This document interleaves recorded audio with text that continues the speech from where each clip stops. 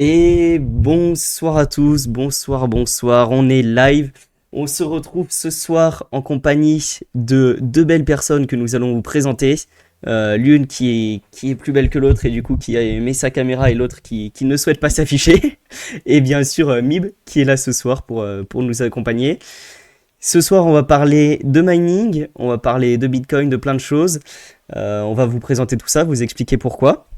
Et du coup, je suis accompagné de Mib. Comment tu vas, Mib, ce soir? Bah écoute, moi ça va, hein, ça vit le marché à pleines dents. Ça n'existe pas cette expression, je viens de l'inventer, mais ça va, ça va, ça va. Bah, ça fait plaisir si tu vis le marché à pleines dents, surtout que le marché n'est pas très beau, bah tant mieux. Ah, il est Et incroyable le marché. Là, il faut recharger, faut faire des ouais, trades, faut aller chercher des tokens quand tant qu'ils valent pas grand-chose. bah pour les gens qui ont envie de recharger, j'avoue qu'il y a des belles opportunités de ce côté-là.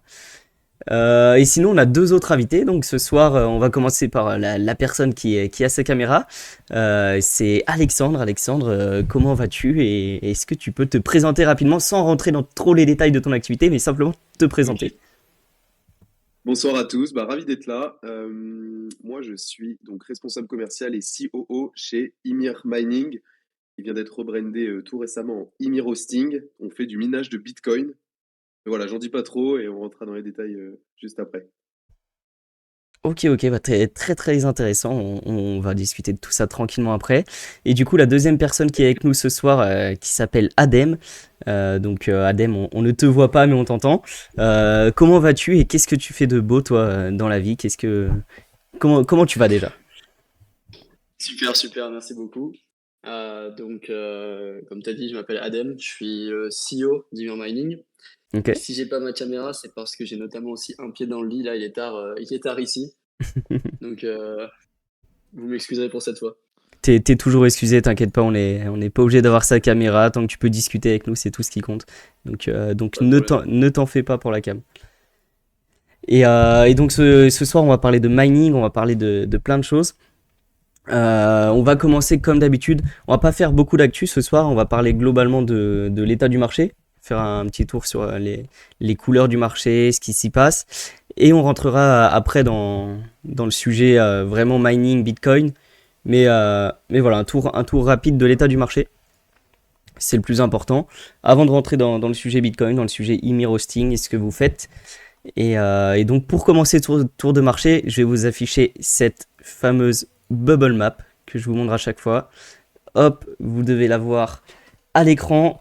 D'ailleurs, j'ai pas changé les pseudos, je vais le faire dans quelques secondes, mais Alexandre s'appelle Morozix et ça c'est rien de grave. Mais voilà, la bubble Un nom map, de donc prêt. comment? Un nom de prêt pour l'instant. Ouais, c'est ça, c'est un nom de près. Mais je vais corriger ça, c'est un peu le rush là. Je dis ça, mais à chaque fois, je suis un peu dans le rush pour config les trucs. Il faudrait que je me le fasse tranquille Faire en bien amont. ça, Mathieu. Eh ouais. Ouais, mais si on a des nouveaux invités, des belles têtes, et voilà, du coup, je dois tout changer à chaque fois, tout édite. T'arrêtes pas Mais de dire des belles têtes. Est-ce que tu le disais pas autant avant? Est-ce que ça veut dire qu'il y a une critique que je dois apprendre ou... bah avant, on était un peu avec. Enfin, j'étais entouré d'un chauve, et puis. Ah. Non, mais t'es mieux avec ta casquette, tu vois, t'as une belle tête, hein. Bon, juste Salaud. capillairement C'était moche parlant, la t'es. casquette. Non, mais t'es très beau, Mip, t'es très beau. Du coup, petit point rapide marché. Mip, tu nous as dit que tu croquais le marché à pleines dents. Voilà, Qu'est-ce qui ouais. se passe pour que J'adore. tu le croques à pleines dents aujourd'hui? En fait, moi, j'ai eu une technique que j'ai appris au dernier Bull Run, c'est-à-dire que mes écrans d'ordinateur sont à l'envers. Donc pour moi, là, on ne fait que monter, c'est incroyable. Le chiffre rétrécit petit à petit, mais on est vraiment sur une bonne lancée. Hmm. Et sinon, les blagues à part, bah écoute, ça saigne très dur, surtout sur les alts. Moi, je suis content parce que j'ai réussi à sortir des alts avant que ça saigne un petit peu, donc euh, j'avais pas mal rechargé en BTC, ETH, etc. Le TH qui montre de très belles forces, donc pour l'instant, ça va. Moi, je suis confiant. Je me dis, on n'a pas passé 2 ans en partant de 17 000, 18 000, le Hmm. BTC, Ouais, ouais, pour 15 000. aujourd'hui paniquer parce qu'on le voit arriver à 60 ou 50 000 ou ne serait-ce qu'un petit peu plus bas. Voilà, enfin, je pense qu'on a vécu pire que ça, que c'est passager. C'est aussi, je pense, un ras-le-bol de la façon dont l'écosystème fonctionne actuellement. Mm. C'était un tweet que j'ai fait aujourd'hui. Mais c'est vrai qu'on avait beaucoup tendance à se plaindre des mêmes coins, shitcoins, mais au final, peut-être que la problématique vient plutôt des projets qu'on nous proposait jusqu'à présent, des projets qui ont vendu monts et merveilles, qui au final étaient beaucoup de vent et beaucoup de marketing. Donc là, bah, voilà, le marché s'en rend un peu compte, le marché se purge. Et forcément, ça va à la baisse. Et puis bon, le beer entraîne le beer, donc les gens paniquent, les gens vendent, jusqu'à ce que ça se stabilise. Et puis on verra si ça remonte ou pas. Mais pour l'instant, personnellement, moi, je m'en fous un peu du marché, on va dire. Non, mais c'est très bien, c'est une bonne position à avoir, je pense. Et avec le temps, c'est une position qu'on acquiert. Au début, c'est très dur. On est souvent collé à son wallet, collé à tous ses chiffres. On les regarde de près. Et au final, au fil du temps, on se rend compte que ça fait du bien de prendre du recul. Et même, on le fait un peu naturellement. Et voilà. Et puis, les prix sont simplement des indicateurs temporaires. Mais quand on prend du recul, Bitcoin monte toujours au fil du temps. Depuis 15 ans, Bitcoin ne fait que monter sur des grandes time frames. Les autres alts comme Ether le font aussi. Les plus petites low cap sont bien plus risquées. Mais globalement, on est dans un marché porteur qui se développe très bien. Et c'est ce qui nous plaît, c'est aussi pour ça qu'on est là. Je sais pas vous, Alexandre et Adem, si vous êtes, en plus de votre activité, investisseur crypto. Et si vous l'êtes, est-ce que vous suivez le prix de tous les actifs de près et les journées comme aujourd'hui vous impactent, ou au global, vous êtes surtout professionnel dans le secteur? Bah ouais, comme tout le monde, nous on est à fond crypto, hein, investisseurs, et puis on suit le marché de près. Mais j'ai bien aimé ce qu'a dit du coup Mib. Hmm. Maintenant, on a plusieurs cycles et du coup les baisses comme ça, c'est juste on a des USDT pardon de prêt pour repartir et recharger sur les alts qu'on aime bien, les projets qu'on a suivis, qu'on pense bons, et on recharge juste plus nos portefeuilles et on attend que Bitcoin monte et qu'il entraîne tout avec lui comme il le fait souvent quoi. Hmm. Mais pas de Ah, stress quoi. Toujours bah, comme j'ai connu il y a 4 ans où là c'était déjà un peu plus au début c'est plus montagne russe, mais la patience, je pense, en crypto, c'est une vertu, et c'est pas parce que vous êtes patient dans la vie de tous les jours que vous allez être patient en crypto. La patience en crypto, elle s'acquiert avec de l'expérience, malheureusement. Il faut avoir connu des cycles, avoir fait des petites bêtises, et puis après, ça se passe bien normalement. Il n'y a Hmm. pas trop de soucis ouais, à ouais. avoir. C'est vrai que c'est un vrai combat contre soi-même, la crypto, hein. J'essaie d'expliquer à quelqu'un qui connaissait rien en crypto. Ce qui faisait que j'avais besoin de passer parfois un petit peu de temps dessus quand même. Et c'est ce combat psychologique de résiste, est-ce que tu vends, est-ce que tu vends pas? Oh là là, ça continue à descendre, mais que faire, etc. Donc c'est vraiment un combat contre soi-même. Et je pense que là, sur ces périodes, en tout cas sur les actifs importants, c'est primordial d'être solide et de ne pas succomber à, à cette perte probable que Ouais, vous aurez clairement, si vous vendez clairement. maintenant. Et comme on disait juste avant avec Mathieu, euh, je crois que personne n'avait prévu de vendre demain. Donc il n'y a pas vraiment de raison de paniquer. Si vous êtes là pour le long terme, déjà, je ne vous rassure pas parce que l'été risque d'être très chiant. Comme tous les étés, à chaque fois, les gens sortent, donc les gens trade beaucoup moins. Mais si vous êtes là pour le long terme, faut arrêter de vous en faire, fermer un petit peu Twitter, allez profiter de l'été comme le commun des mortels et revenez en septembre. Et là, on verra l'état du truc, quoi. Mm. Ouais, carrément, c'est ça, l'été, c'est une période très calme. Donc voilà, on va probablement continuer ce range interminable sur Bitcoin et du coup avoir des altcoins qui saignent un peu. Mais on reviendra de plus belle. Si vos objectifs de TP sont sur Bitcoin à 100, 120K ou je ne sais combien, fermez vos graphiques. Mettez des rappels, mettez une notif quand on sera à 80, 90K. Et puis revenez à ce moment-là. C'est vraiment ce qui est important. Prendre du recul. Fixez-vous des objectifs. Faites-vous un tableau, des targets. Et revenez quand ces objectifs sont atteints ou proches d'être atteints. Et voilà pour la partie prix. On voulait aussi parler au moins d'une actu majeure parce que ce soir on sait que c'est un live dédié au mining, dédié à Bitcoin. Et aujourd'hui il y a une grosse actu qui est tombée sur Bitcoin. C'est l'actu par rapport à MTGOX. Donc MTGOX, un ancien exchange qu'on connaît tous, ou en tout cas pour la plupart. C'est un exchange crypto qui de mémoire a fermé en 2013, un truc comme ça. Peut-être même un peu avant, corrigez-moi si je me trompe. 2014, 2003, 2014, je crois. 2013 ou 2014, ouais, un ancien exchange crypto en tout cas, donc qui a fermé ses portes il y a un petit moment. Suite à un gros hack, un hack énorme, le plus gros à l'époque de la crypto. Et les fonds ont ensuite été récupérés par le gouvernement américain. Et ils ont toujours annoncé qu'ils allaient redistribuer ces fonds aux anciens clients qui ont été hackés. Donc ça fait plus de 10 ans que certaines personnes holdent du Bitcoin sans le savoir, parce qu'ils vont les redistribuer en Bitcoin. Et là, ils ont... donc ça fait des années qu'on sait ça, mais on ne savait pas quand. Et ils ont enfin donné une date, ils ont dit début juillet 2024. Donc début juillet 2024, c'est à partir de la semaine prochaine. Les anciens clients de MTGOX qui ont complété les formulaires vont recevoir leur Bitcoin et leur Bitcoin Cash hold depuis plus de 10 ans. Donc il y a des personnes qui ont malheureusement subi un hack il y a 10 ans avec un BTC qui devait être à quelques centaines de dollars, qui vont retrouver leur équivalent BTC à 70 000 dollars. Le marché s'inquiète un peu aujourd'hui parce qu'on parle donc au cours actuel de plus de 3 milliards de dollars de crypto qui vont réarriver d'un coup sur le marché. Et je ne sais pas quel est votre point de vue, je vais commencer par toi Alexandre, comme c'est toi l'expert et la casquette mineure on va dire de la soirée avec Adem. Est-ce que tu penses que cette news a un impact sur le marché ou qu'elle va en avoir un? Et la deuxième question, est-ce que pour vous, en tant que société de minage, c'est des news qui vous impactent et que vous regardez? Alors, pour la partie société de minage, j'avoue que c'est pas le type de news qui nous impacte ou qu'on a un boom dans notre marché. J'ai vu passer l'info forcément, mais c'est pas le type d'info qui va nous faire monter les BPM. Ouais. Par contre, sur le marché, je pense que, évidemment, des milliards de dollars, moi personnellement, je crois que j'ai vu 9 milliards de dollars en valeur. Ok. Ça paraît beaucoup pour une personne, mais quand on ramène ça à la valeur de Bitcoin, qui pèse maintenant 1400 milliards, je crois que c'est Adem qui disait ça tout à l'heure, le volume de transactions sur Bitcoin sur les dernières 24 heures, il est de 30 ou 40 milliards. C'est vraiment une goutte d'eau, donc je pense qu'il n'y a pas à s'inquiéter. Même si tous les holders de MTGOX récupèrent leur Bitcoin et les vendent instantanément, donc c'est-à-dire les 8 ou 9 milliards, on perdra peut-être 1% sur Bitcoin et encore.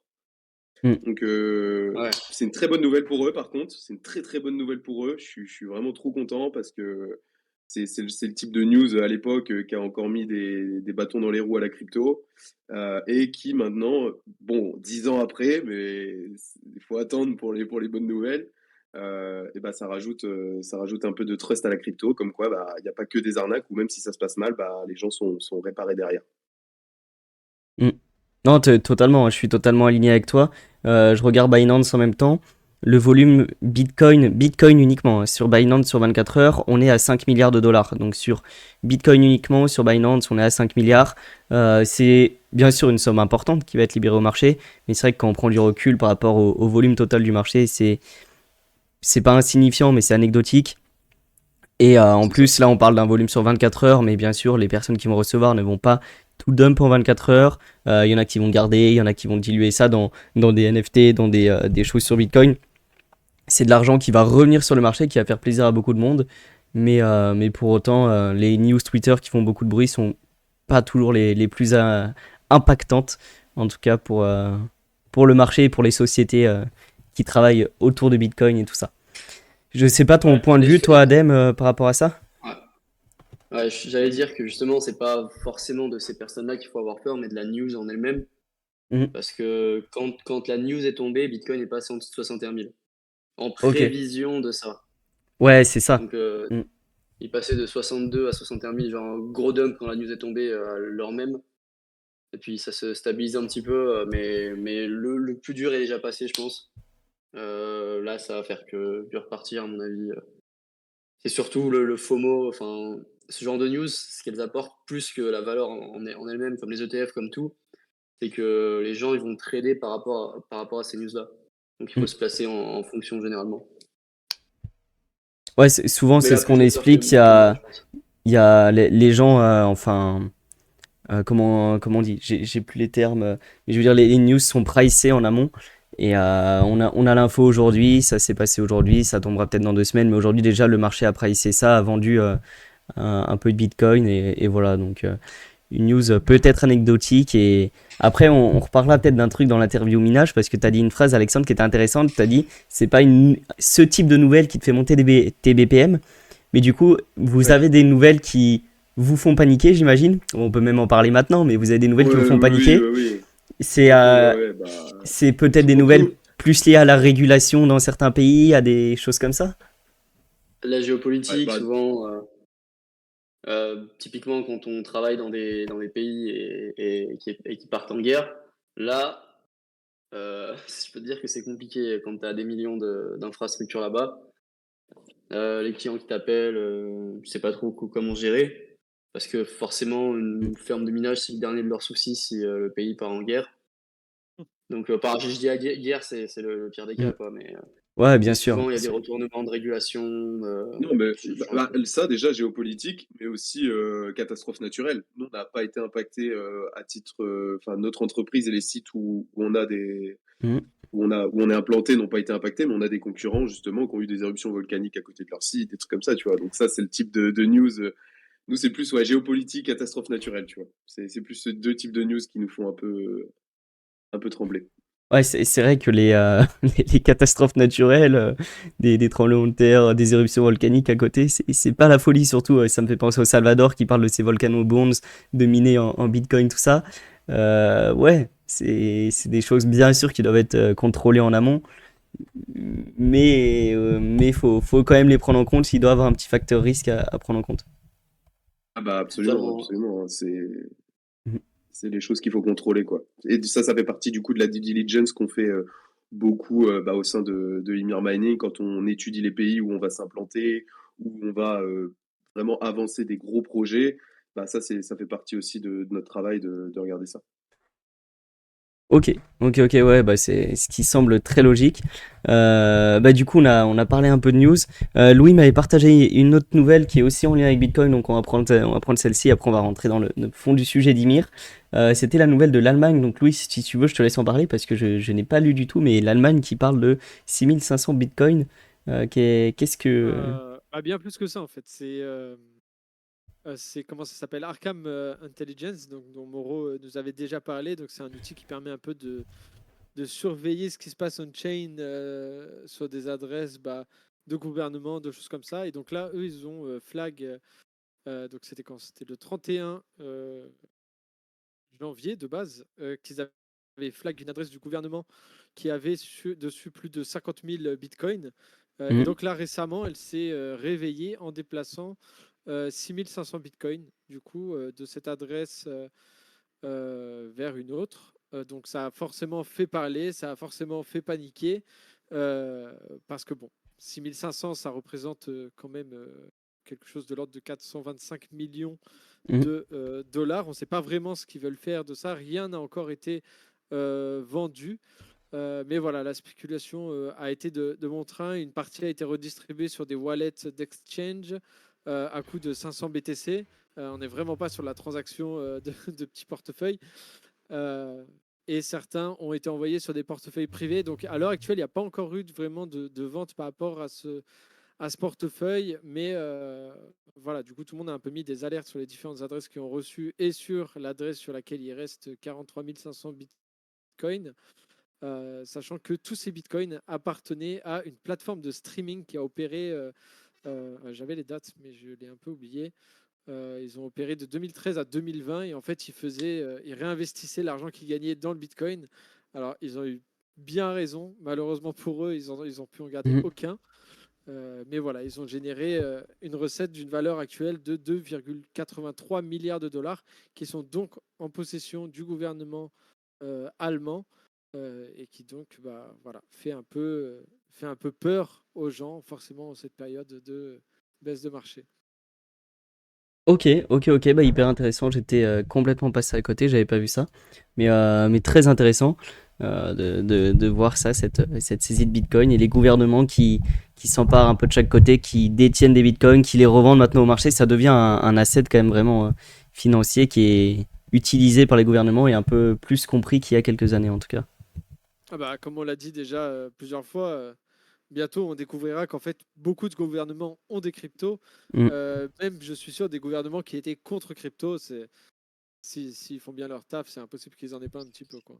Ah mais clairement, c'est sûr et certain que que certains gouvernements en détiennent des saisies un peu à droite à gauche, hein. Ok, donc voilà pour cette dernière news en lien avec Bitcoin. Je sais pas si vous avez quelque chose à rajouter là-dessus, Alexandre, votre point de vue, mais ça vous concerne pas directement, mais est-ce que, Bah, enfin, ça nous concerne parce que, enfin, c'est vrai, ça nous concerne un petit peu parce que ça confirme juste le fait que les gouvernements sont de plus en plus impliqués dedans, les hmm, institutions.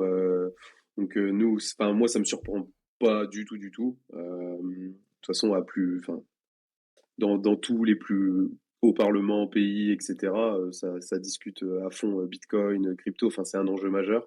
hmm. Donc ça ne fait que valider les années de travail qu'on a nous derrière nous et qu'on va continuer, quoi.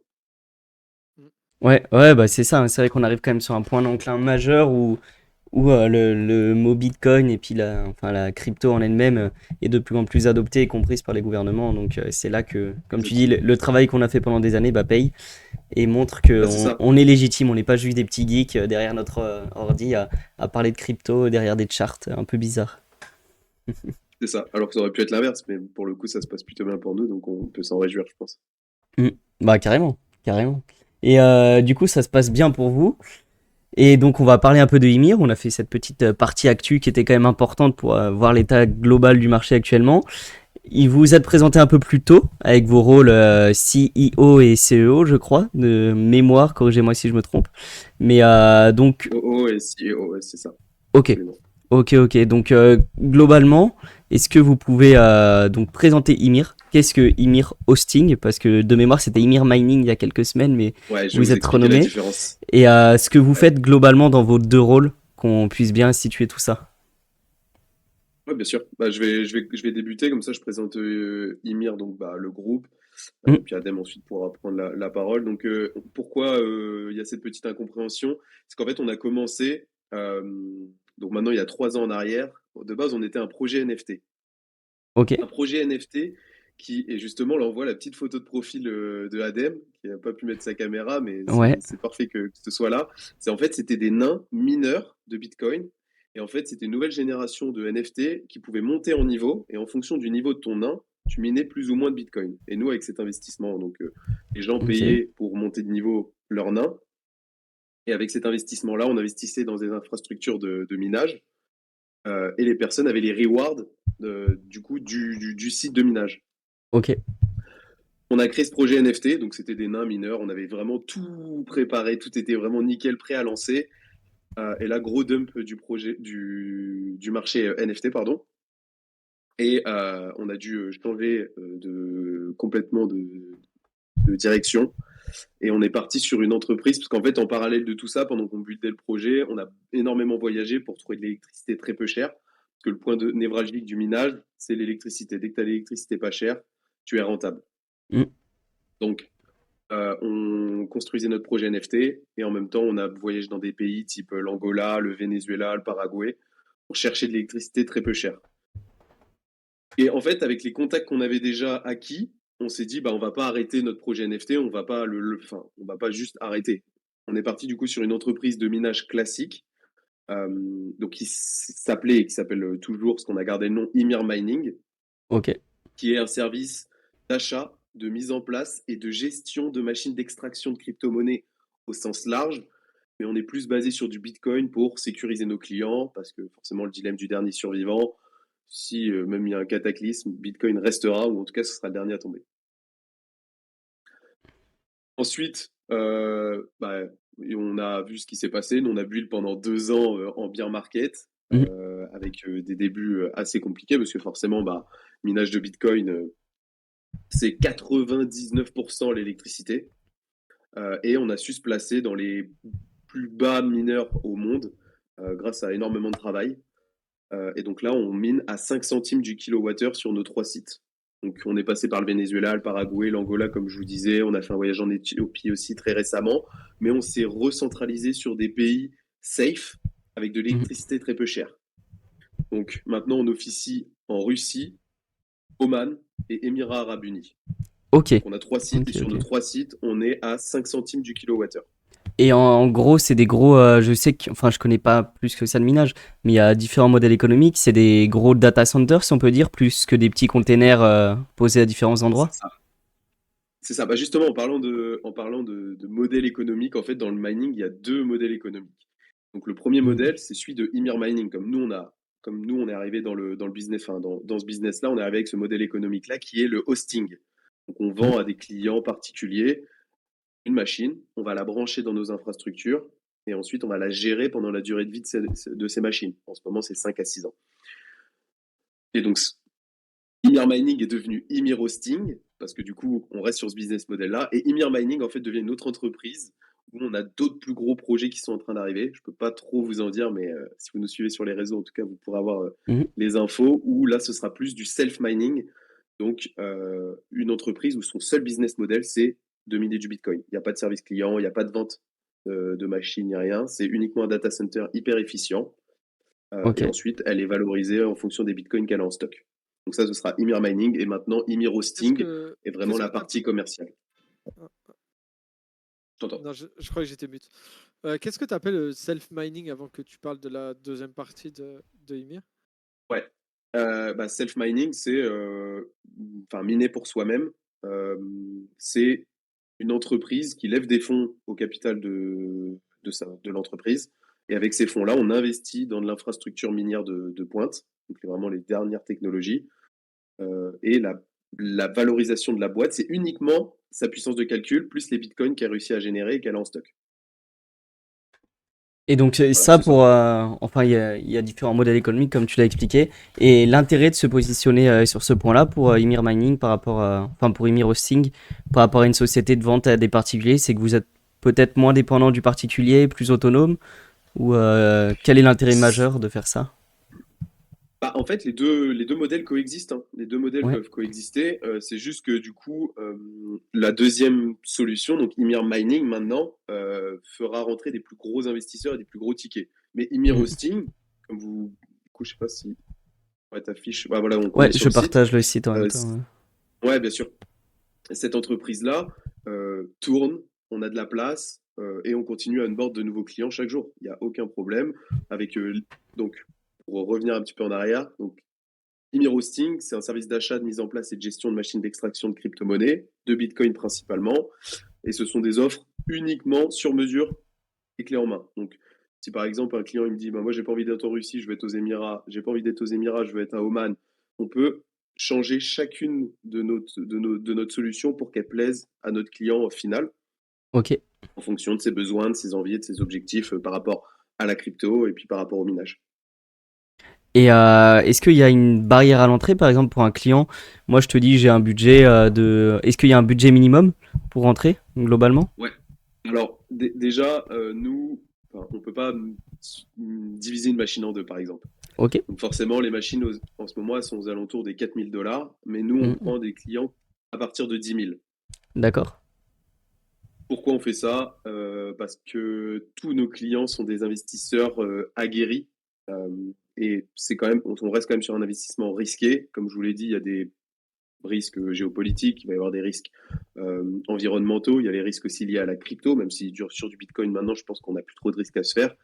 On veut avoir avec nous quand même des investisseurs qui ont une appétence pour ce type d'investissement. Et c'est vrai que des fois, les personnes qui ont des plus petits budgets, c'est un peu plus compliqué à appréhender ce type d'investissement. Voilà, tout Et simplement. est-ce que du coup vous réfléchissez à des moyens de rendre ça plus accessible? Bah justement, en fait, c'était notre premier point. En fait, quand on a créé ce projet-là, notre projet NFT, on pouvait investir à partir de 100 $. Mm. Ah ouais. On pouvait investir à Du partir coup, de il 100 arrivait dollars. Donc quoi d'ailleurs potentiellement, à ces holders et tout ça de ceux qui ont investi au tout début? il n'est pas, il est pas sorti. Il n'est pas sorti le projet. Ah Il ok. était Ah ouais, prêt. vous avez Ah arrêté ouais. avant de vendre en fait. Ok. Juste avant, tout était prêt. On avait juste à balancer smart contract, tout était vraiment fini.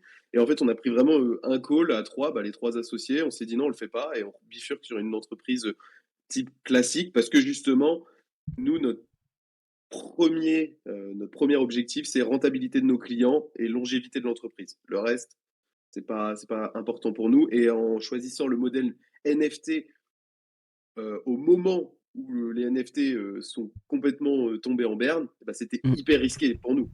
Peut-être on aurait été le seul projet NFT qui cartonne et tant mieux pour nous et tant mieux pour nos clients et pour les holders, mais il y avait assez peu de chances que ça se passe comme ça en réalité. Ok, Et, ouais, et donc ça a été une décision plutôt mature et qui a probablement fait éviter de perdre de l'argent à d'autres gens. Et vous avez réussi au final à quand même monter votre projet Ça. sans Et forcément puis avoir pour tout notre ça. image Donc, aussi, parce que ouais, oui, c'est c'est ça. Et ça. puis Du pour coup, notre c'est plus image, une parce force, que quoi. Ouais.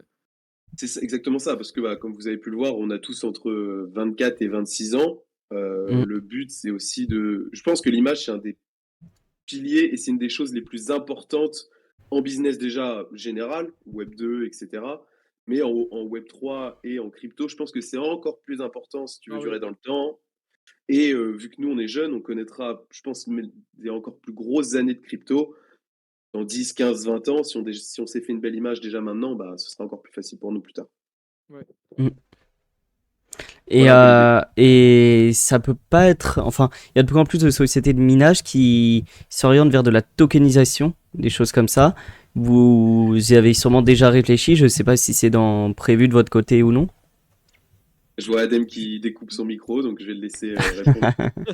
Je vais intervenir rapidement, ouais. C'est vrai qu'on voit beaucoup de boîtes qui commencent à avoir ce type de modèle. Mm.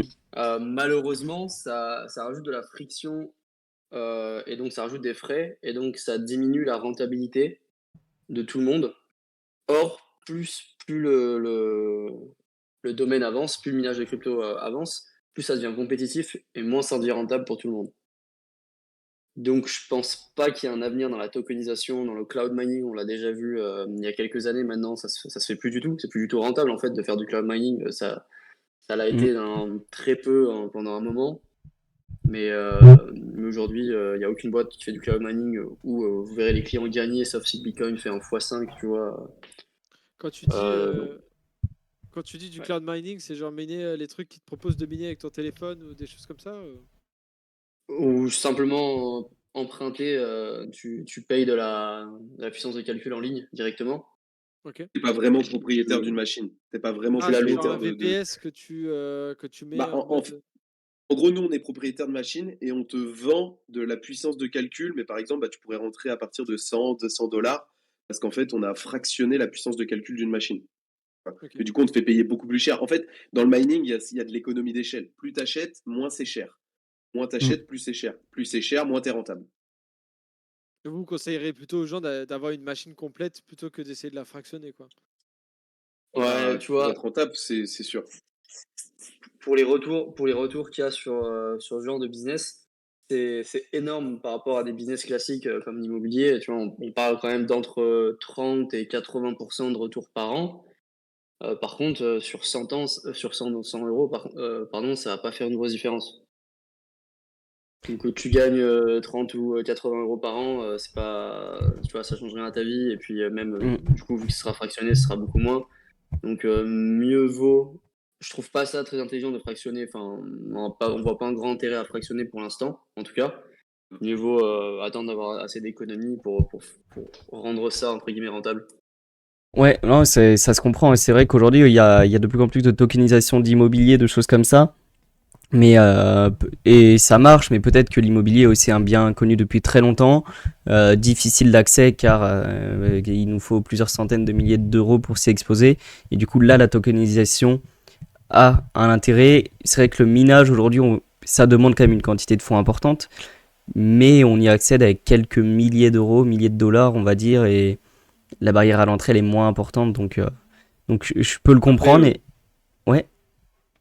pour compléter, enfin, c'est vrai que le but de l'investissement, il faut pas l'oublier, c'est être autonome financièrement. Mm. Donc, forcément, investir 100, 200 dollars dans un investissement qui rapporte même 100%, même 80% par an, bah, tu seras jamais autonome financièrement et rentier.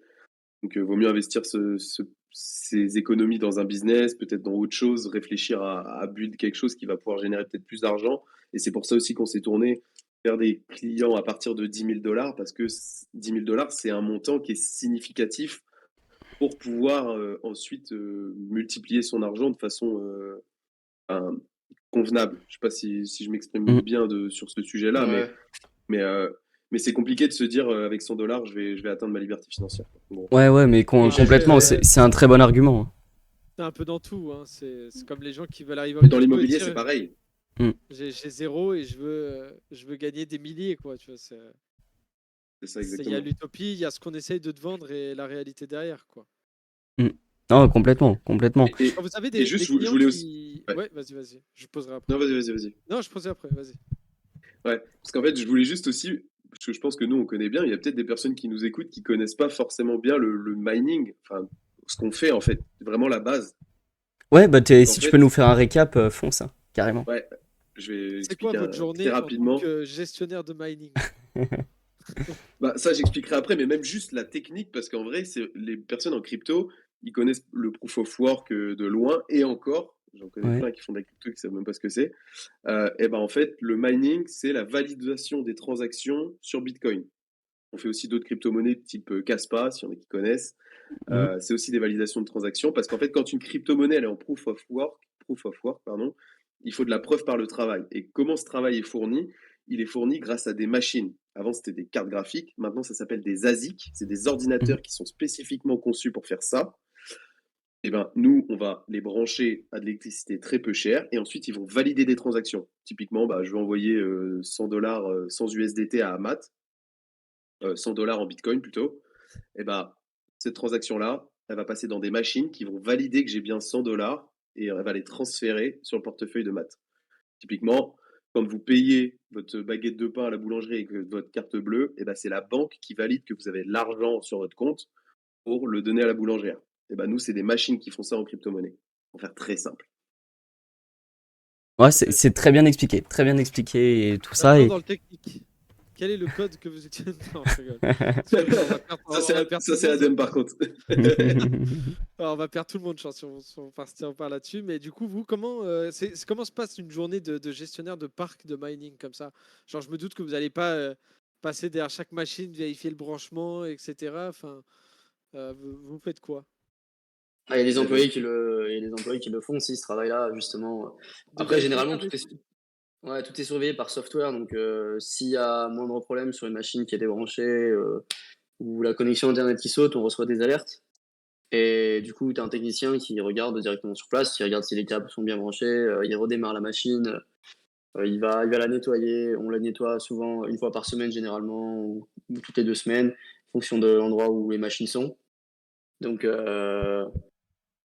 ça, c'est pour la partie un peu plus technique. Après, bon, évidemment, dans une société comme ça, il y a beaucoup de pôles, comme disait Alexandre tout à l'heure, le pôle vente, euh, le pôle marketing, etc. Bon, on va pas dire ce que chacun fait de son Ouais, je côté, pense mais qu'on connaît à peu on peut, près. Ouais. Mm. ouais, on peut faire, non, mais on peut faire ça rapidement. C'est vrai que Adem, lui, c'est plus la tech. Ça va être vraiment tout ce qui est chiffrage sur bah, les machines, sur les puissances de calcul, sur ce qu'on va utiliser vraiment, ce qu'on va proposer à nos clients. S'il y a des clients qui ont des demandes spécifiques de crypto-monnaies un peu qui sortent de l'ordinaire, bah, moi, je vais plutôt me tourner vers Adem pour qu'il me conseille et qu'il donne son avis avec les clients ou qui disent non, oui, on n'y va pas. Moi, je vais plus être la partie du coup commerciale. Donc, on a un service commercial, c'est moi qui vais le gérer. Je vais aussi faire de temps en temps quelques appels de vente. Et ensuite, on a Gillian, donc, qui va gérer toute la partie marketing, avec les influenceurs notamment. Donc, on passe dans des vidéos YouTube. Si vous tapez notre nom sur YouTube, on fait des visites de ferme. On a fait des vidéos avec Major, avec Roro Vevo, pour ceux qui connaissent. Et donc, c'est lui qui va gérer toute cette partie-là, en plus de la partie réseaux sociaux, Twitter, Instagram, etc.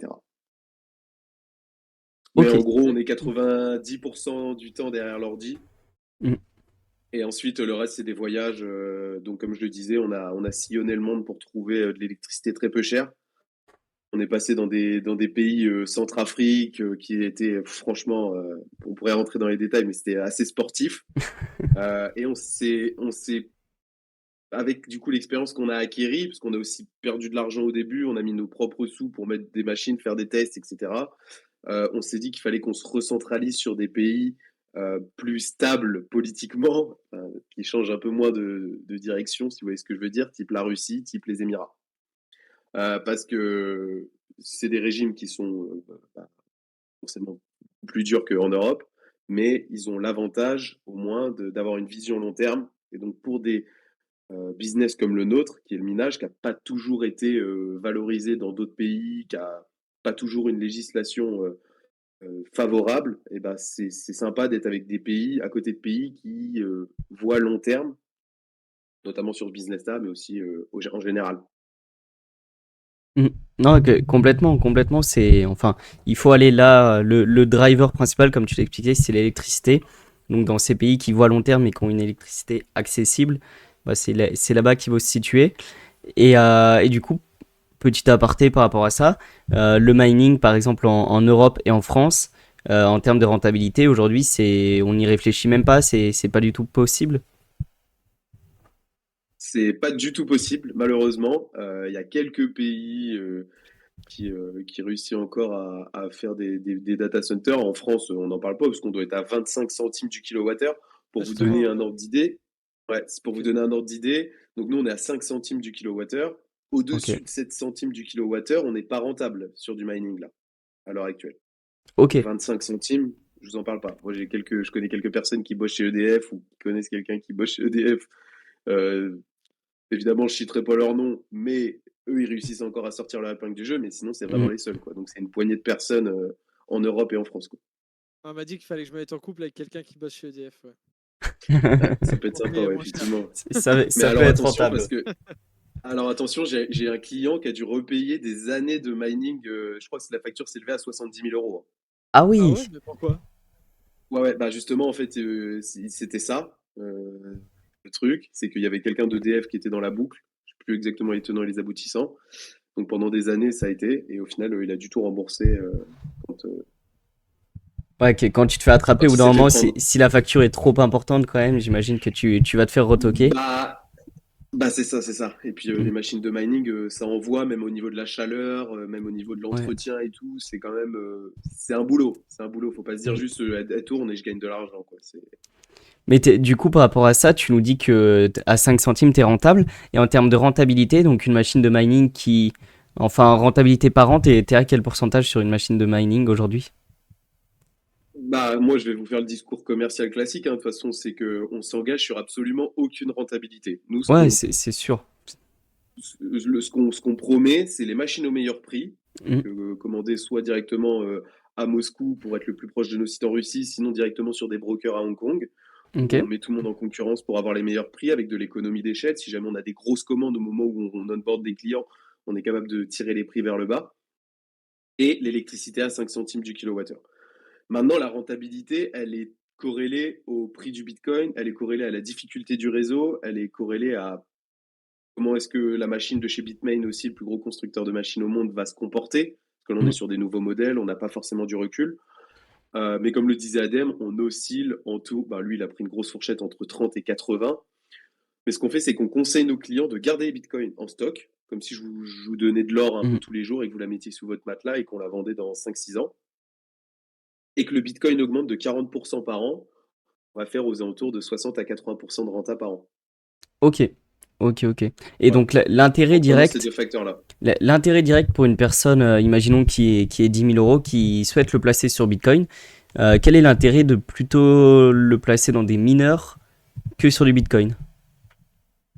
Alors ça, c'est une très bonne question aussi. C'est que bah, pour répondre à cette question-là, en fait, on va regarder dans le passé. Évidemment, le passé ne prédit pas le futur, mais ça reste quand même un bon Mhm. indicateur, à mon sens. Et si on regarde entre 2007 et 2020, et 2021, pardon, les mineurs de Bitcoin ont gagné 3 fois plus que les personnes qui ont investi dans Bitcoin et ont hold pour revendre 4 ans plus tard. On prend en compte évidemment les frais de réseau, on prend évidemment les rewards par bloc de la blockchain, ça c'est classique, et ensuite on prend les frais de réseau.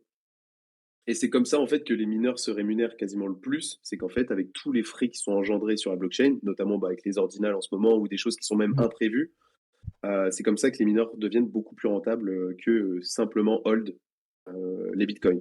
On a également un deuxième facteur qu'on ne prend pas en compte, la valeur intrinsèque de la machine. Vous êtes quand même propriétaire Mhm. de quelque chose de physique, la machine.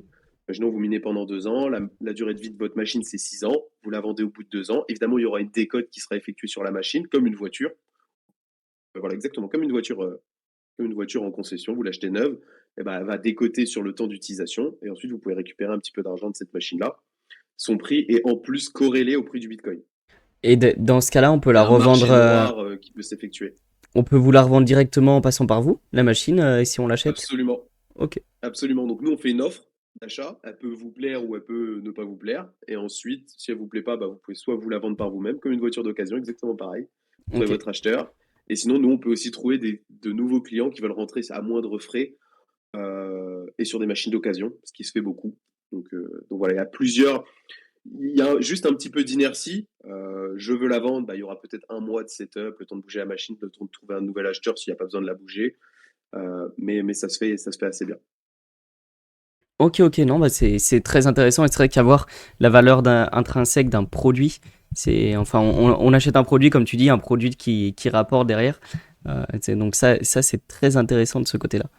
C'est ça. Et Alors c'est, attention, par contre, elle a quand même une durée de vie limitée. Si on arrive au bout de 6 ans, la machine est vraiment inutilisable ensuite. Donc il y a vraiment cette, euh, cette, euh, cette décote qu'il faut appliquer parce que bah, la lifetime de la machine n'est pas illimitée. et aujourd'hui, il n'y a pas de vie secondaire aux machines, il n'y a pas enfin, de seconde vie, on les reprend pas, ça se recycle pas, tout ça. Elles sont un petit peu réutilisées, ouais. Ça s'appelle de la cannibalisation. Typiquement, bah, on aura une nouvelle machine, elle a besoin d'une fan ou d'un composant. On va pouvoir prendre sur l'ancienne machine pour utiliser sur une autre. Ok, ok, ok. Mais pas de revente particulière. Adem, vous voulez peut-être préciser quelque chose? Ouais, non, grosso modo, c'est ça. Et puis les machines, les boîtes de minage aussi rachètent des fois les vieilles machines pour récupérer certains composants, les radiateurs, les cadres, etc. Ouais, ouais, c'est encore très anecdotique par rapport au prix d'une machine de base, mais c'est Ouais, intéressant. Dans tous les cas, d'accord. ça va devoir se développer avec le temps, j'imagine, avec la quantité de mineurs qui vont augmenter, la quantité de machines à produire chaque année doit augmenter continuellement. Aujourd'hui, c'est Bitmain encore qui a 80-90% du marché, j'imagine. Il n'y a pas de concurrent qui arrive à se greffer à tout ça. Il me semble pas qu'ils aient 80% du marché. Je Ouais, pense que ça doit je être sais Ouais, pas le il y a pourcentage. des ouais. C'est Ouais, les, t'as fait sur tes doigts, Mathieu. c'est mes infos à moi, mais ouais, ouais, je sais qu'ils ont une grosse part du marché, mais en tout cas, c'est un des. Enfin, ça doit être le seul nom que je connais en tant que société de vente de mineurs. Mais il y a pas de concurrent, en tout cas, c'est là où je voulais aller, qui arrive à produire des nouvelles machines, peut-être moins chères ou plus performantes. Il y a des concurrents qui arrivent comme WhatsMiner, Canaan, etc. Et Ok, en vrai, tu as raison, ils sont assez hauts. Ils sont à 75% là, de ce que je vois à Bitmain, mais en vrai, on peut jamais savoir. ouais. C'est des boîtes chinoises, elles déclarent pas totalement tous leurs chiffres. Il y a des opérations des fois de minage sauvage que ces boîtes-là font eux-mêmes en secret. Mm. Donc tu sais jamais exactement combien de machines il y a en production, mais Bitmain, c'est vrai que c'est le plus gros acteur alors on parle. Ok, ok, ok. Et une autre question intéressante par rapport à ça, c'est vrai que Bitmain est chinois et le mining en Chine, je ne sais pas si vous avez déjà exploré la possibilité de miner en Chine. Aujourd'hui, c'est interdit dans certaines régions de mémoire, mais la Chine n'a pas banni totalement le minage. Je ne sais pas si vous pouvez nous faire un petit point là-dessus. Si, ça a été banni en Chine, Ok, complètement, mais il y a des gens qui le font quand même. ouais, bon, comme partout, hein, c'est ok, ok. Je pensais que c'était encore live dans certaines régions de la Chine, mais non. Et pour Ouais, c'est revenir live à, dans ce si on revient à nos machines, parce que c'est ce dont on parlait, et comme il y a une collaboration avec Diggers qui est faite, nous on a une machine qui travaille chez vous au nom de Diggers.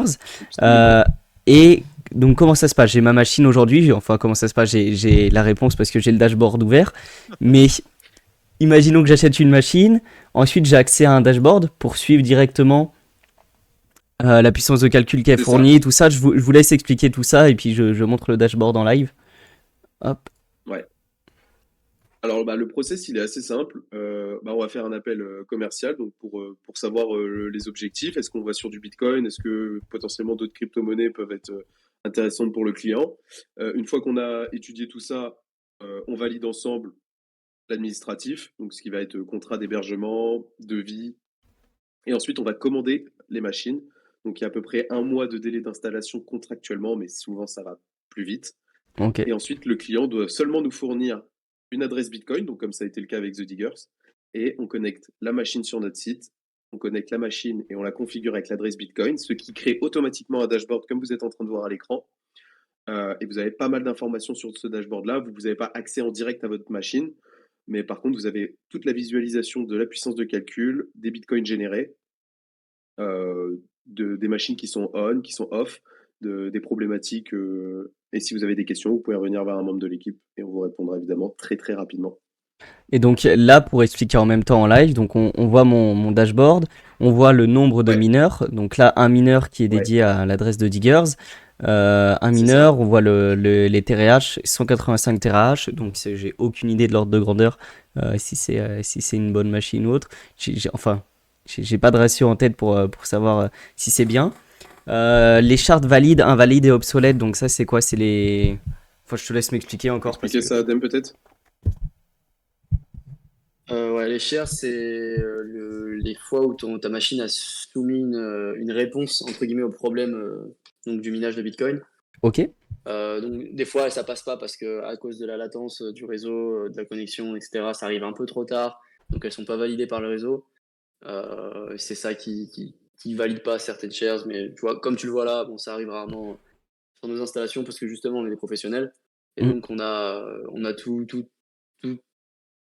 est en place pour pas que ça t'arrive, quoi. Ok, ouais, bah là c'est arrivé aucune fois sur 148. Donc tout a l'air de très bien se passer.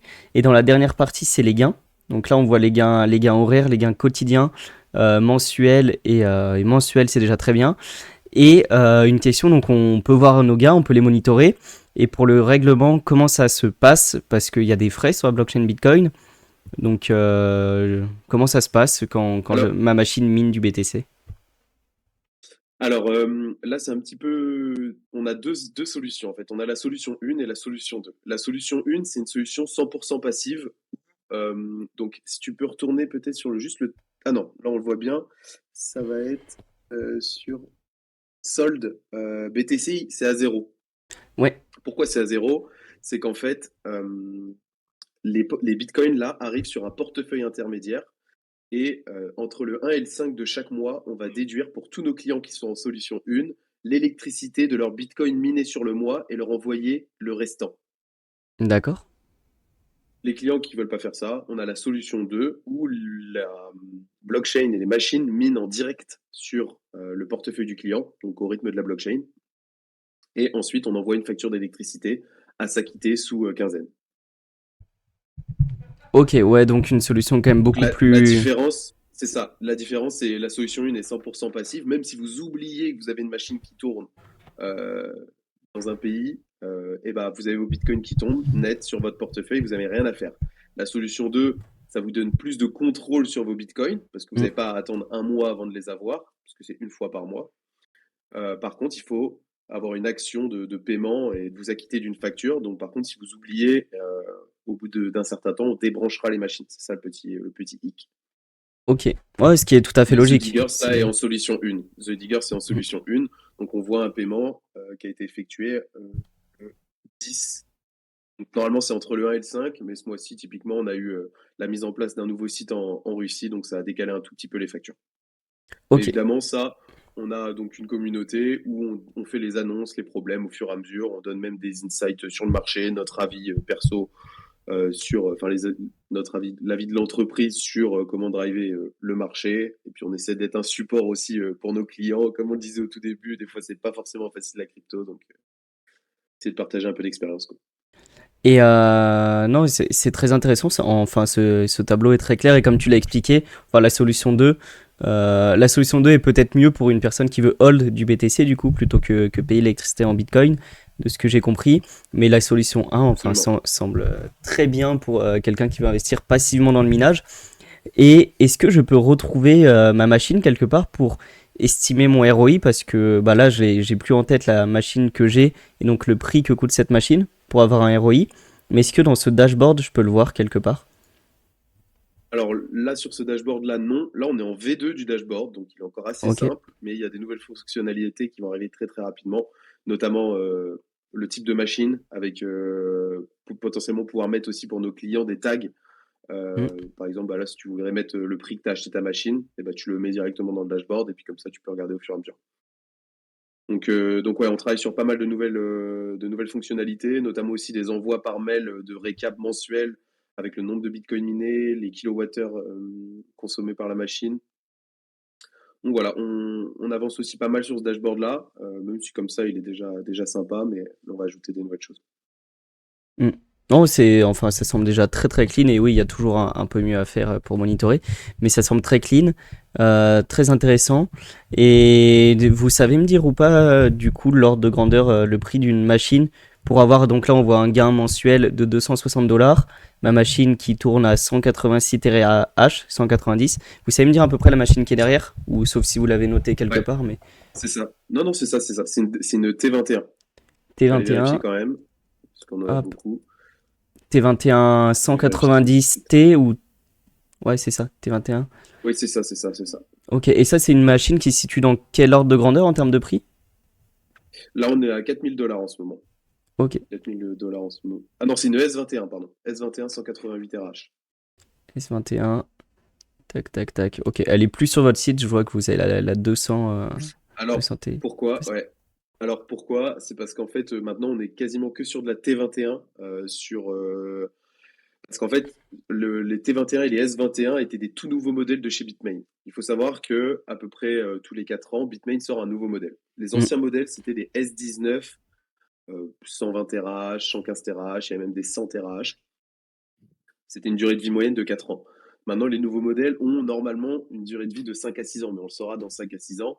Et là, on se rend compte qu'en fait, la T21 190 TH, en termes de rapport qualité-prix, est bien, bien mieux. ok, Qui plus est, elles sont fournies de série aussi, avec une alimentation qui permet d'overclock les machines. Donc là, actuellement, on est en train aussi de travailler sur une solution d'overclock. L'overclock, pour expliquer simplement, c'est en fait la machine fait 190 TH, et ben on pourrait la passer à 210 TH avec la même alimentation, seulement avec du software.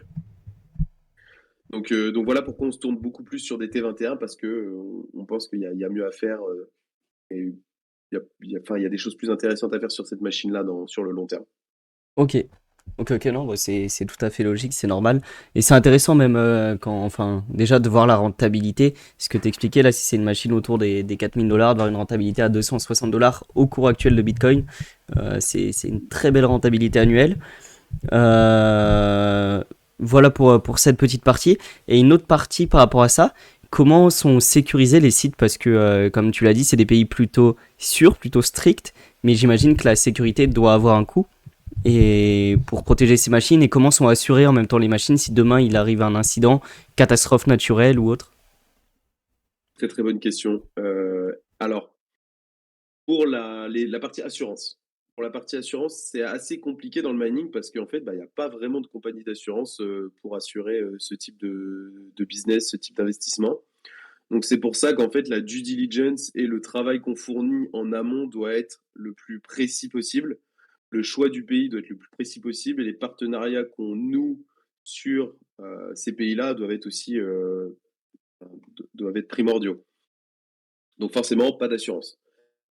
Et vous le verrez, donc bah, si, imaginons, enfin, s'il y a des personnes qui nous écoutent, qui veulent en apprendre plus, je leur enverrai du coup notre contrat d'hébergement. Et forcément, bah, nous, on se dédouane aussi, bah, par exemple, des catastrophes naturelles, typiquement. Mm. S'il y a un volcan qui explose et qu'il y a un rocher qui tombe en plein milieu du Mhm. site, je vois mal comment j'aurais pu prévoir ça. Ouais, c'est sûr. Donc voilà pour cette partie. Et pour la partie sécurité, donc aux Émirats et à Oman, on est vraiment sur les pays les plus sécurs au monde. Donc il y a des caméras sur les sites et on a donc 2 personnes tout le temps sur place. Donc un technicien et une personne qui est plus là pour manager, pour faire le nettoyage des machines, etc. Donc vraiment 24/24, mais ça nécessite assez peu de coûts humains, sachant qu'on est sur des pays déjà qui sont très safe. Et Mm. ensuite, en Russie, on n'est pas propriétaire à 100% de l'infrastructure. On est avec des très gros mineurs sur place, qu'on connaît assez bien. Et on loue un espace et on a nos infrastructures dans leur infrastructure. Et donc, du coup, on bénéficie de leur sécurité on-site. Par contre, en Russie, c'est garde armée, clôture. Enfin, c'est vraiment des grosses, grosses infrastructures. Ok, ok, ok, non, bah c'est Évidemment, intéressant caméra sur site, etc. Ça, c'est du très classique. et tous les coûts liés enfin, à cette sécurité, à tout ça, sont pris directement dans les frais mensuels d'électricité ou autre pour une personne qui achète une machine chez vous. Alors absolument, absolument. Ah oui, il y a quelque chose que j'ai pas notifié aussi. Donc on est à 5 centimes du kilowattheure. Ces 5 centimes-là, c'est à prix coûtant. Donc nous, on paye 5 centimes, vous payez 5 centimes. Comment est-ce que Mm. nous, on se rémunère? Et ça, c'était aussi une vision qu'on a eue à la fin de notre projet NFT, c'était de se rémunérer au pourcentage de ce que gagnent nos clients. Mm. Donc nous, on prend 20% de toutes les crypto-monnaies minées par nos clients. Pourquoi? Parce que si nos clients gagnent beaucoup, on gagne beaucoup. S'ils gagnent moins, on gagne moins. Donc déjà, ça va nous pousser à avoir un uptime, donc que les machines tournent le plus possible et le mieux possible. Et ensuite, on est aussi capable d'adapter nos pourcentages si jamais nos clients sont plus rentables pour X ou Y raison. Typiquement, un drop du marché, typiquement une augmentation de la difficulté pas prévue. Mm. Donc voilà, c'est beaucoup plus souple pour nous de travailler comme ça.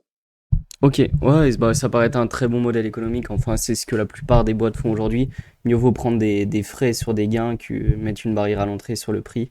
Bah, Donc, les boîtes de mining, en réalité, nos concurrents, du coup, sur le marché français, mais même sur le mm, marché US, se rémunèrent beaucoup sur l'électricité. Typiquement, ils touchent l'électricité 5 centimes, bah, ils vont la vendre 7. Donc, eux, ils gagnent 2 centimes. ok. Mais là, leur marge, elle est fixe au détriment du client. Que le Mm. client gagne beaucoup ou qu'il gagne pas beaucoup, ils gagneront 2 centimes. C'est là où on a voulu changer un petit peu notre manière de faire pour déjà avoir une proposition de valeur un peu plus attirante et puis aussi que nos clients restent rentables quoi qu'il arrive. Je pense que c'est important. Ouais, ouais, non, bah, clairement, clairement, c'est le plus important, je pense, d'avoir un produit, comme tu le dis, que les clients restent rentables, et puis que vous y retrouviez économiquement aussi derrière pour que ça tourne. Et donc aujourd'hui, là, vous avez bien présenté votre activité, principalement du mining de Bitcoin et un peu de Kaspa. Et est-ce que Ymir Hosting a ambition de se développer? Vous avez d'autres marchés que vous souhaitez découvrir, peut-être des marchés même pour Bitcoin à d'autres pays, ou directement d'autres activités que vous souhaitez mettre en place? Bon, Adem, je sais pas si tu veux répondre. Ouais, on a déjà mentionné rapidement la partie Mir Group, où on va venir faire du self-mining pour nous dans d'autres pays, mais on peut pas encore en parler parce que c'est confidentiel pour l'instant. Mhm. On est en train de monter le projet, mais si vous nous suivez sur les réseaux, vous devriez avoir des press releases assez rapidement, je pense, dans les mois qui arrivent. Donc ça va être un très très gros point de pivotage de ce qu'on fait. Et deuxième point, bah, en même temps, on va aussi sûrement commencer à se diversifier dans de l'IA. Ok. Vu qu'on a des data centers, vu qu'on a de l'électricité pas chère, on va essayer d'avoir une offre IA et puis voir où ça nous mène. Ok, ok, ok, ouais, bah on voit que c'est la narrative du moment, hein. De toute façon, il y en a beaucoup qui se placent dessus. Et donc, ça serait de l'IA, enfin de l'IA pour... comment ça se passerait? Est-ce que vous allez proposer des services aux clients, investir dans l'IA via des cartes graphiques, via des choses comme ça? Ce genre de choses, exactement. On Ok. sait pas encore pour l'instant, on va le faire sur du self. Donc, quand on aura fait notre levée de fonds, on va le faire pour nous-mêmes. Déjà Ouais. tester le marché, voir si on peut trouver des clients, etc.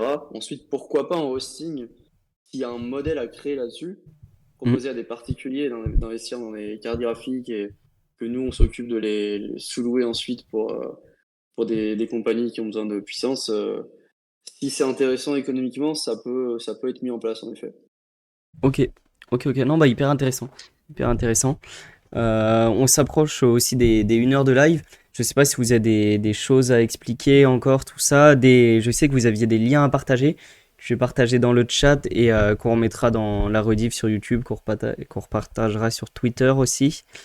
Je vais me Bah, retrouver ça. moi, je peux expliquer ce que vous retrouverez dans les liens. Vous avez un premier lien avec un e-book complètement gratuit sur le minage, donc sur notre avis sur le minage, comment est-ce que ça va évoluer, pourquoi est-ce que c'est important de se tourner vers cette technologie-là, en quoi ça va venir régler énormément de choses, notamment ça divise le, les, le- les émissions de carbone pardon, du système bancaire actuel par 3.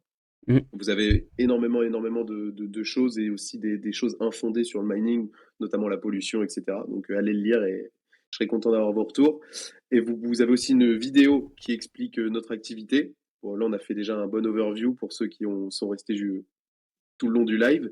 Il y aura Et le puis, vous replay pouvez aussi YouTube. réserver un appel en plus. Voilà, magnifique. Et ensuite, pour ceux qui veulent avoir un appel avec moi, parce que là, du coup, ce sera directement avec moi tous les calls qui seront enregistrés, enfin, que vous réserverez, je vous rappellerai, soit sur Google Meet, soit par téléphone, et puis on pourra discuter un petit peu plus en détail de mining.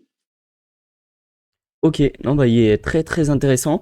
Et donc, en type de profil d'investisseur, j'imagine pour l'appel, c'est des personnes quand même qui ont quelques milliers de dollars, ce que tu disais, 10 000 dollars à peu près à investir, qui souhaitent s'exposer au minage, qui globalement C'est ça. seraient concernés par cet appel. Là, là, en gros, à l'heure actuelle, on fera aucun devis en dessous de 12 000 dollars. Pourquoi? Parce qu'une machine de minage, donc une T21 190 TRH, c'est 4 000 dollars. Voilà, Ok. ça fait 12 000 dollars. Simplement, et forcément, je ne peux pas la couper en deux, et sinon, on finit en dessous de 10 000.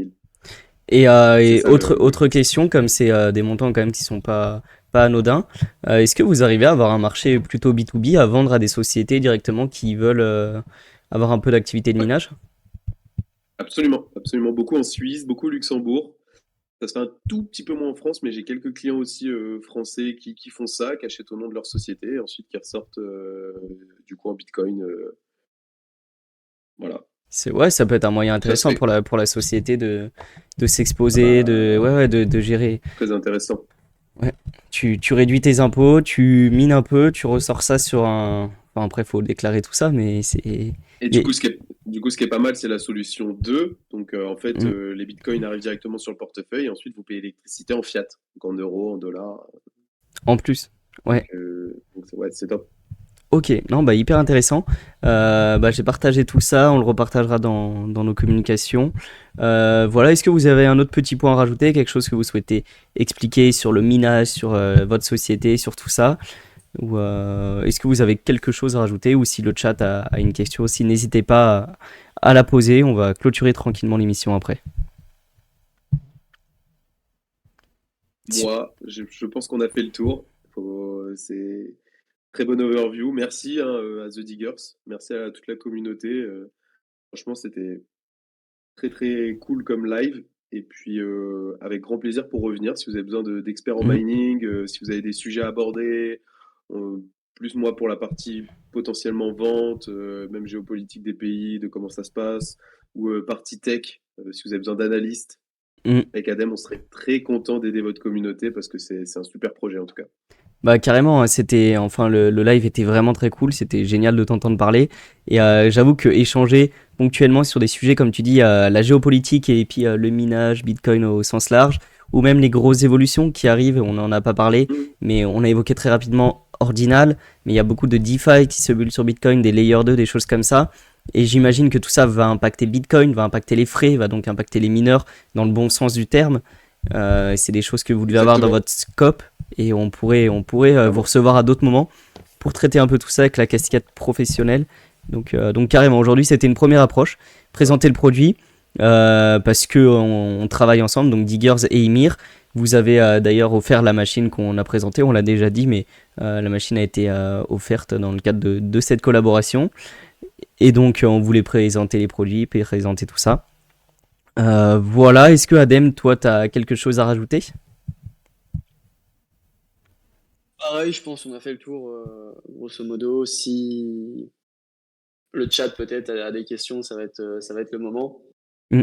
Si vous avez été un jour intéressé de près ou de loin par du mining, c'est le moment de poser vos questions. Franchement, on est là pour ça, donc n'hésitez pas.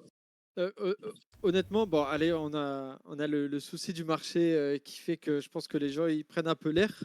Mais je pense que les premières questions arriveront avec les premiers versements du mineur, etc. Quand les gens ils verront combien la DAO touche par rapport à ça, qu'on redistribuera bien sûr à la communauté. C'est Mais déjà voilà, tombé, hein. Il y a Mm. déjà eu un mois entier. voilà, mais nous, on va pouvoir du coup communiquer sur ça et Oui, puis absolument. l'utiliser. Donc ça va être un premier levier, je pense, qui va faire que les gens vont se dire, ah bah en fait, depuis le mining, c'est quand même depuis le halving, c'est quand même intéressant de miner, etc. Donc bien sûr, les gens commenceront Mm. à s'y intéresser. Et puis nous, le but, c'est qu'on collabore sur le long terme. Donc vous verrez, on fait des fois des calls communautaires sur Discord où là, les gens carrément posent leurs questions à l'oral, etc. Pourquoi pas organiser des calls avec Mm. d'autres projets et parler peut-être de ce côté un peu tech et de toutes ces choses-là, parce que les gens ne s'en rendent pas compte, mais le mining, bien qu'il y ait des halvings, etc., ça existe toujours. C'est toujours essentiel pour le Bitcoin. Il me semble pas qu'on en ait beaucoup parlé non plus, mais voilà, par rapport à tout ce qui se passe sur Bitcoin, le mining reste quelque chose de potentiellement un bon investissement comparé à un investissement dans un token de chat en espérant qu'il fasse 1 fois 100. Ouais, c'est vrai qu'en tout cas, moi le call et même la rentabilité, quand je la vois sur les mineurs, déjà, plus on est dans la crypto, plus on est longtemps dans la crypto, pardon, plus on retourne vers Bitcoin. Et parce qu'on se rend compte que Bitcoin est la valeur refuge de la crypto et devient une valeur refuge au sens large. Et en plus, quand on voit des solutions d'investissement qui permettent de prendre un peu de levier sur Bitcoin tout en restant sur Bitcoin, comme le mining ou comme même des produits DeFi et DeFi qui arrivent sur Bitcoin, moi je trouve ça hyper intéressant. La rentabilité semble très, très honnête, donc c'est des choses à prendre en compte, il faut le garder en tête. Et c'était très, très, très cool. On a appris pas mal de choses. Donc voilà, merci pour tout ce call. On va clôturer là parce qu'il n'y a pas de questions. C'était un bon petit live d'à peu près 1 heure et quart. C'était très chouette. La rediff sera disponible dès demain pour ceux qui veulent la voir sur YouTube. Et nous, dans tous les cas, on discute de tout ça. Au sein du Discord Diggers, on partagera le lien que je vous ai partagé là pour suivre le mineur, voir sa rentabilité, voir combien il rapporte et comment on gère les fonds derrière parce qu'on va les réallouer à la communauté. Merci à tous ceux qui étaient là, en tout cas d'avoir été là. Merci à vous deux, Alexandre et Adem, et merci à Mib aussi d'avoir été là comme d'habitude. Et puis on se revoit très vite. Merci pour tout. Ciao tout le monde. Merci à tous. Les gars, moi j'en profite, j'ai mon mot de la fin avant qu'il coupe parce que vas-y. comme d'habitude, salaud. Mais en non. tout cas, ça a plaisir. Peut-être que les gens ne se rendent pas forcément compte de l'importance et de l'intérêt du mining.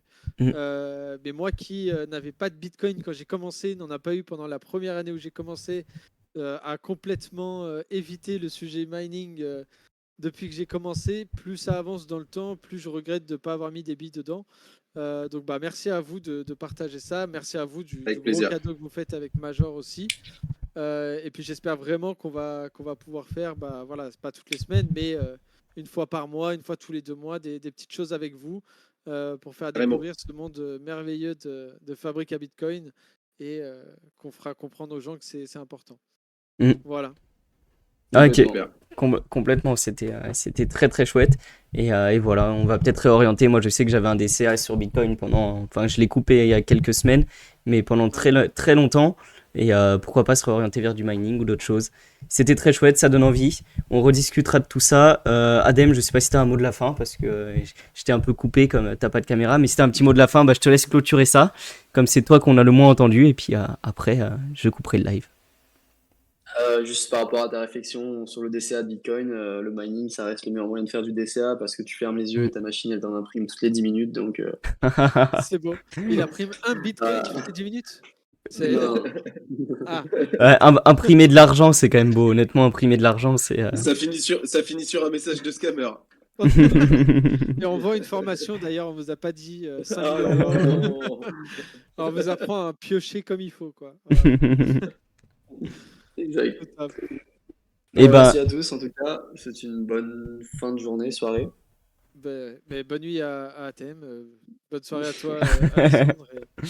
Merci tout le monde. Passez une bonne fin de soirée. Ciao, ciao. À lundi prochain. Ouais, ciao.